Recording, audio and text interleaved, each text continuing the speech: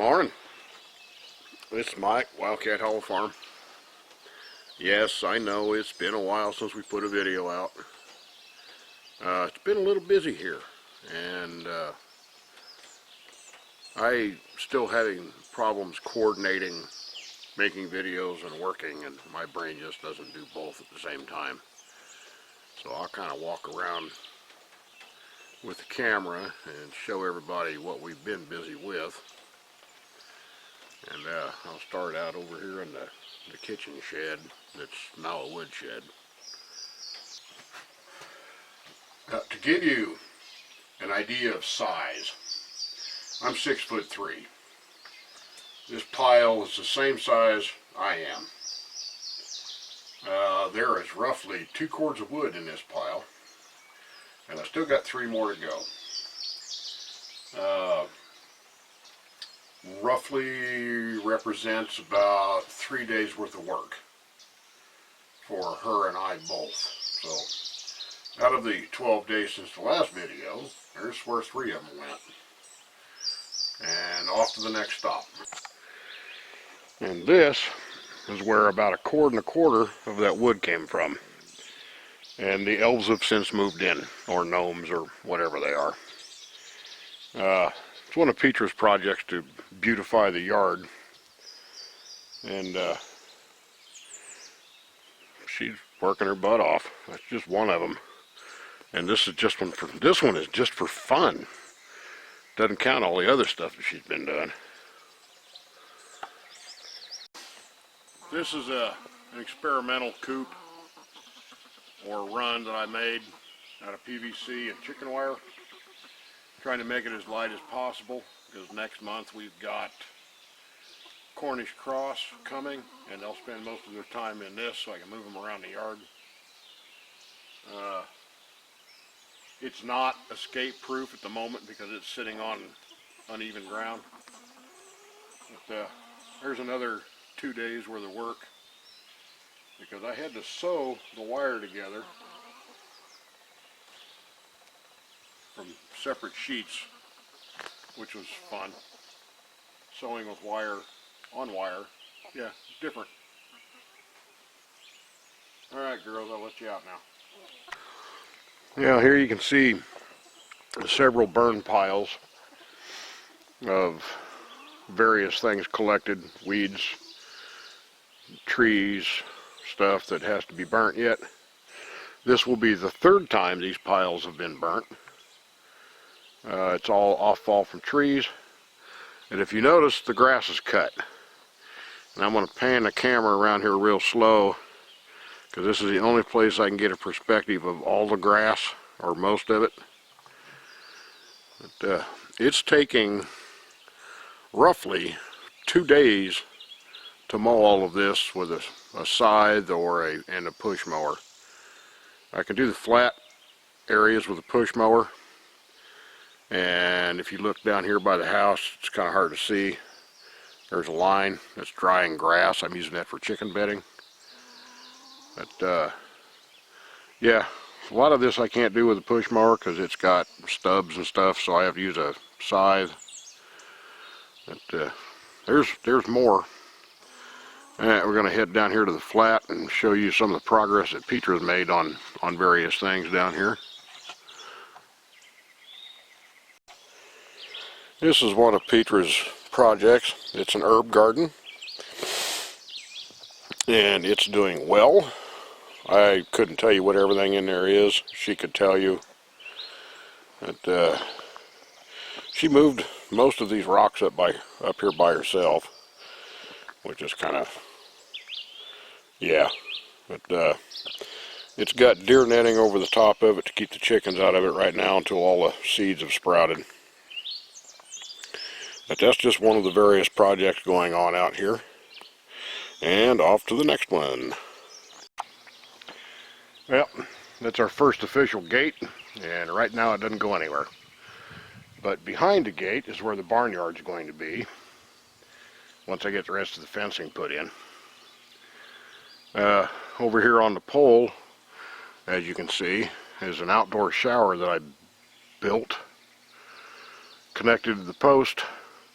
It'll hook up to a garden hose, and you can get an outdoor shower, which will be a blessing once it's a little warmer out here. Alright, get over here to the garden and the good stuff. This is the garden in the old barn, chicken barn site.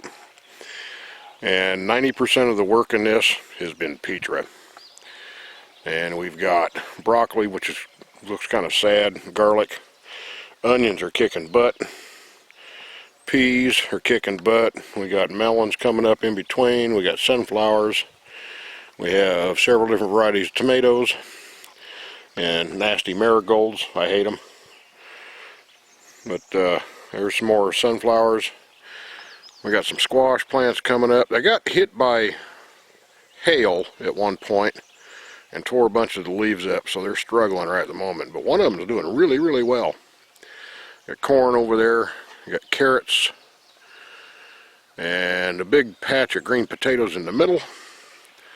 Over there we got turnips and beans and more garlic and carrots and lettuce. The lettuce is just doing phenomenal. We have more garlic, we have more carrots. I can get over here and show you the lettuce where you can see it. I'll zoom in here a bit. The lettuce is just going nuts. Of course, the potatoes are doing well too. But, the tomatoes got a bit frostbit at one point, but they're coming back well, and they've already got flowers on them. Alright, garden part 2. Alright, we're looking through deer fence here. This is the second part of the garden. And some of it's doing real well, some of it's not. This is the first time that this ground has had a garden in it. And it was not really prepared all that well. But see this down here? It's all tomato plants that are coming up. And more tomato plants. And more tomato plants over there. We got 3 different kinds of tomatoes in here. Yellow pear, Rutger, and cherries. But the peas are doing wonderful. Of course, the onions and the garlic. We got more lettuce, more carrots, more turnips. More tomatoes. We got spinach. We got corn and sunflowers. We got several different kinds of squash.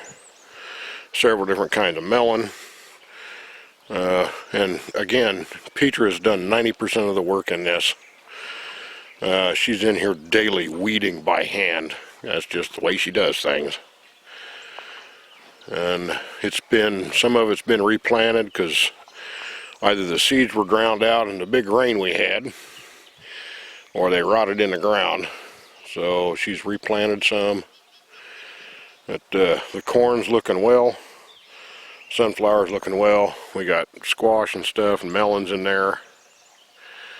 And my experimental 3 sisters is over here.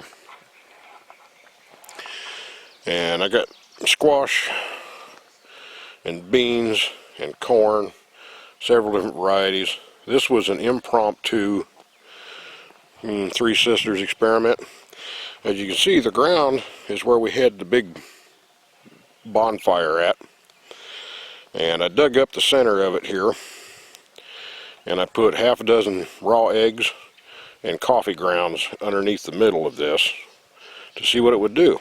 It's doing rather well. And over here we have one of Petra's experiments. It's a potato tower.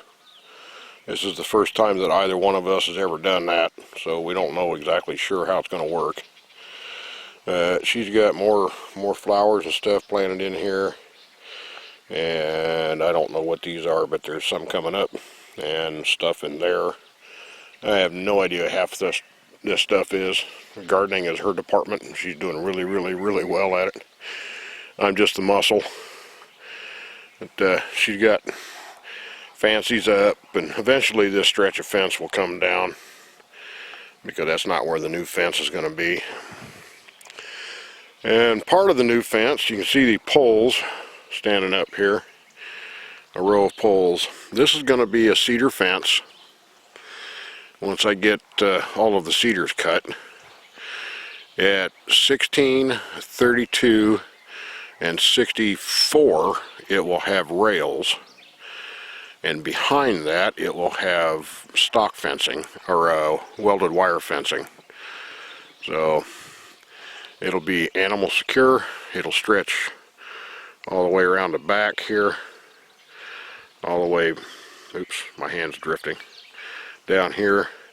There's an old post right out here at the base of the oak tree that will be moved over, and then it will come back up through this way to where the edge of the barn's at, and that will delineate between the garden area and where the barnyard starts. Now, as you can see right here, this pile of grass is grass clippings for mowing. I use a push mower down here on the flat because it's got the best grass, and I use the bagger on the mower and lay it all out in a line so it can dry, because I've been using it as chicken bedding.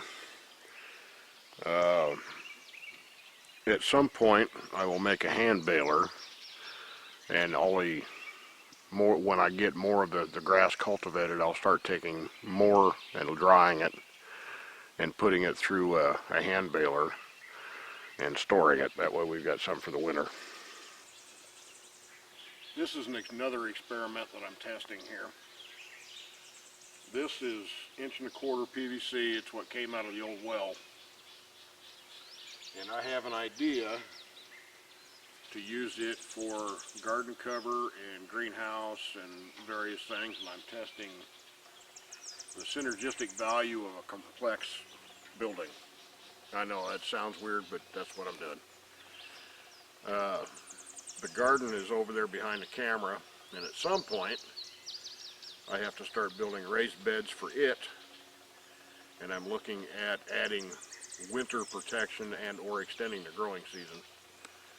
So that's why I'm experimenting with that. The big storm that we had was roughly 2 weeks ago, and it's rained a couple of days since then.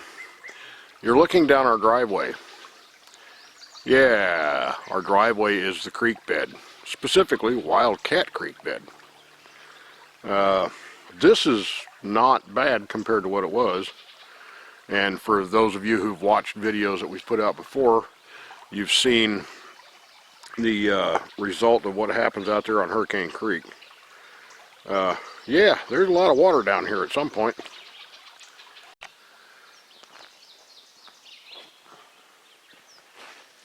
Well, once I learn to coordinate working and making videos, then I'll get better at it.